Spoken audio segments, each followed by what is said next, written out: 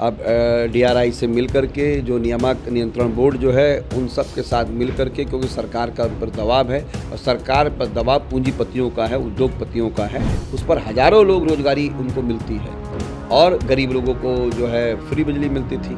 अब बिजली इन सब के बावजूद भी पावर कट लग रहे हैं। पूरे देश में सरकार का जब अवलोकन करेंगे 7 से 8 कंपनियां ही पूरे के पूरे सरकार पर हावी हैं। दिल्ली वासियों को एक बड़ा झटका लगा है। दरअसल दिल्ली में अब बिजली के दाम जो है वो 7 से 10% तक महंगे होने जा रहे हैं और इससे कहीं ना कहीं आम जो लोग हैं उनको एक बड़ा जो है झटका देखने को मिला है। हमारे साथ बातचीत करने के लिए आम आदमी पार्टी के विधायक जो हैं अनिल झा जी। सर, जिस तरीके से जो रिपोर्ट निकल के आ रही है कि 7 से 10% तक के दाम जो हैं वो बिजली के दाम बढ़ने जा रहे हैं, इसको आप कैसे देखते हैं? रिपोर्ट आपके पास निकल के आई है 7 से 10% बढ़ेंगे, लेकिन हमारे पास जो रिपोर्ट है वो 25% से ज़्यादा बढ़ेंगे। बहुत सारे हिडन एजेंडों पर भी जो बिजली वितरक कंपनियां हैं, अब डीआरआई से मिल कर के जो नियामक नियंत्रण बोर्ड जो है उन सब के साथ मिल कर के, क्योंकि सरकार का उन पर दबाव है और सरकार पर दबाव पूंजीपतियों का है, उद्योगपतियों का है, जो सरकार के ब्लू आइज आई हैं, उनके आँखों के तारे जो लोग हैं, उनके कारण से उनकी बातें खिल गई हैं कि भाजपा की जो दिल्ली में सरकार आई है उसके हिसाब से ऐसा होगा। चुनाव के अंदर आदरणीय अमित शाह जी ने ये वादा किया था कि दिल्ली में जो लोक कल्याण की जो योजनाएं चल रही हैं वो वैसे ही चलती रहेंगी। यानी कि उन्होंने कहा कि 200 की जगह 300 यूनिट बिजली फ्री मिलेगी। 200 तो छोड़िए, 300 तो छोड़िए, 200 यूनिट बिजली पर आफत आ गई। और जो अभी जो लोग छोटा मोटा किराने की दुकान करते हैं, छोटा मोटा व्यापार करते हैं, छोटी मोटी फैक्ट्री चलाते हैं, उनके ऊपर ये गाज गिराएंगे। ये 7% से 9% तो खाली कागज़ों पर है। इनको बढ़ाना है ये 30 से 40% बिजली का बिल, और आप देखिएगा ये बढ़ाएंगे और पूरी की पूरी दिल्ली के अंदर छोटे मोटे सबसे लघु उद्योगों का जो है कमर तोड़ देंगे। ये लघु उद्योग दिल्ली का आधारभूत ढांचा है, उस पर हज़ारों लोग रोजगारी उनको मिलती है और गरीब लोगों को जो है फ्री बिजली मिलती थी। अब बिजली इन सब के बावजूद भी पावर कट लग रहे हैं। कल हमारी किराड़ी विधानसभा के अंदर लगभग जो है 2-2 घंटे का पावर कट था। अब जब ऊर्जा मंत्री का बयान आता है तो बड़ा हास्यास्पद बयान आता है। वो कहते हैं जी हम इंफ्रास्ट्रक्चर को ठीक कर रहे हैं। ऐसा कौन सा इंफ्रास्ट्रक्चर ठीक कर रहे हैं भाई आप, कि आपके आते ही बिजली के कट लगने चालू हो गए?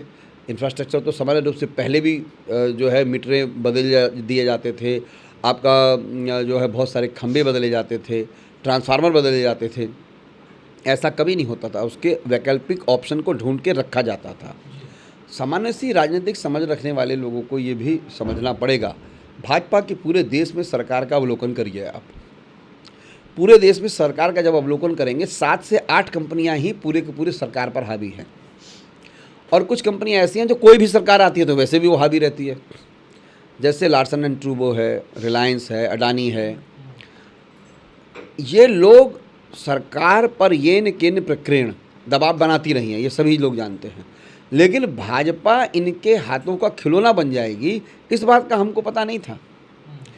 कि ये कह रहे हैं कि कोयले के रेट बढ़ गए, प्राकृतिक गैस के रेट बढ़ गए। तो कोयले के रेट अगर बढ़ रहे हैं, प्राकृतिक गैस के अगर रेट बढ़ रहे हैं, तो पंजाब सरकार क्यों 600 यूनिट फ्री दे रही है? अभी बुआई का टाइम चल रहा है, भीषण गर्मी है, उसके बावजूद पंजाब की सरकार जो है भगवंत मान जी के नेतृत्व में, आदरणीय केजरीवाल जी की योजनाओं के कारण से वहाँ पर 90% लोगों का बिजली का बिल नहीं आता। उसमें किसान भी शामिल हैं, और वो किसान देश के लगभग 30% हिस्से को अनाज देते हैं। अगर वो कमाल केजरीवाल जी की लीडरशिप में वहाँ हो सकता है, यहाँ तो केंद्र सरकार भी आपकी है, यहाँ तो दिल्ली की सरकार भी आपकी है, जहाँ दिल्ली में 6 तरह की सरकारें आपकी हैं, जहाँ दिल्ली में म्यूनिसिपल कॉरपोरेशन आपकी है, यानी कि सब कुछ व्यवस्था आपकी है। उसके बावजूद आप पूंजीपतियों के खिलौना बन गए हैं। ये हास्यास्पद है, ये निराशाजनक है। दिल्ली की जनता को केजरीवाल जी कहते थे गलती से अगर ये आ गए तो गरीबों के लिए लोक कल्याण का काम नहीं करेंगे। लोक कल्याण मार्ग रख देना और लोक कल्याण का कार्य कर देने में भारी अंतर है। इसलिए यह लोकतांत्रिक समाजवाद, गांधीवादी समाजवाद, जो अटल बिहारी वाजपेयी जो सपना देखते थे, ये वो सपना पूरा नहीं कर रहे। अगर अटल बिहारी वाजपेयी के सपने को देखा जाए तो उनके सपनों को तो केजरीवाल जी पूरा कर रहे हैं। पंजाब के अंदर 600 यूनिट बिजली फ्री दे रहे हैं, गरीबों को जीने का माहौल दे रहे हैं, वातावरण दे रहे हैं। तो मुझे लगता है अगर ये बहुत ज़्यादा 25-30% बढ़ेगा तो हमारे पास सिवाय आंदोलन के अलावा कोई रास्ता नहीं बचेगा।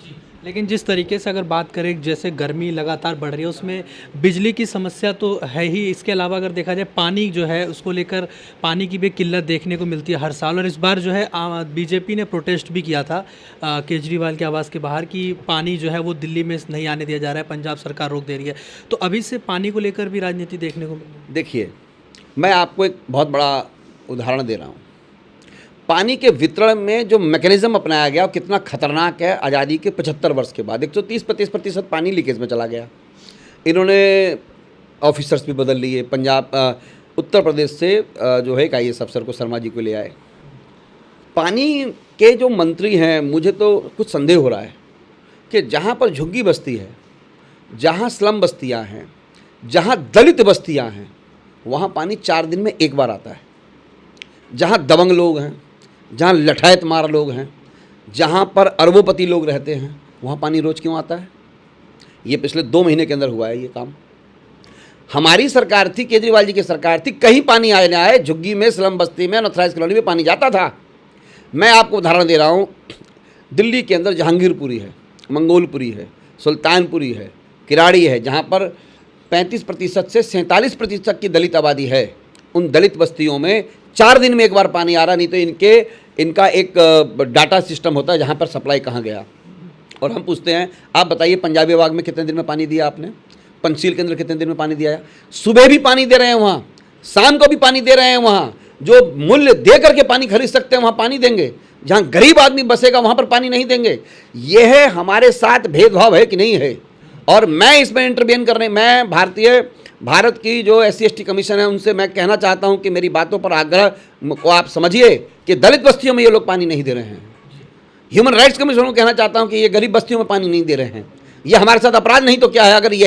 अगर विश्व के अंदर हम चिल्ला के बोलें कि ये पूंजीपतियों की सरकार जो है दलितों, गरीबों और जो है झुग्गी बस्तियों और अनऑथराइज्ड कॉलोनी में रहने वाले लोगों के खिलाफ है, तो कोई मैं आरोप नहीं लगा रहा हूँ। आप पिछले 2 महीने का डाटा उठा के देखिए इनकी सरकारों का सप्लाई कहाँ हुई है। और पंजाबी विभाग में, पंचशील में, ग्रेटर कैलाश में और ऐसे जो इनके दबंग एरिया हैं जहाँ के ये मंत्री हैं, उनके गाँव की सप्लाई देख लीजिए। वहाँ पर रोज़ पानी आ रहा है, सुबह आ रहा है, शाम को आ रहा है, साफ आ रहा है। और हमको गंदा पानी पिलाएंगे ये लोग? आंदोलन नहीं करेंगे तो क्या करेंगे हम लोग? ठीक है, धन्यवाद। तो ये हमने बातचीत करी आम आदमी पार्टी के विधायक जो है अनिल झा से। वीडियो जर्नलिस्ट कार्तिक के साथ में हिमांशु दुबे, डेली 24 भारत, दिल्ली।